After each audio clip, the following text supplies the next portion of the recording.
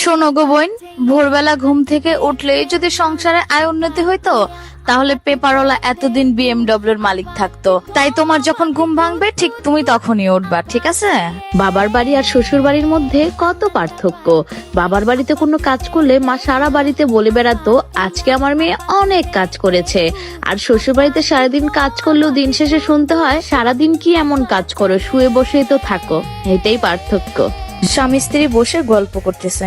স্বামী স্ত্রীকে বলল, আমার বউ যদি ক্যালেন্ডার হতো তাহলে প্রতি বছর পাল্টাতাম। জবাবে বউ আবার বলল, আমার স্বামী যদি আদা হতো তাহলে প্রত্যেক দিন সকালে একবার বিকালে একবার পাটার উপর তুইলা চেষ্টাম। একজন পুরুষ মানুষ পরকীয়া করার সময় সেই নারীর সাথে যে মিষ্টি সুরে কথা বলে, সে কথাটা যদি তার ঘরের বউটার সাথে বলতো তাহলে সংসার জীবনে কেউ আর অশান্তিতে থাকতো না, আর প্রত্যেকটা সংসারই জান্নাতের বাগান হতো।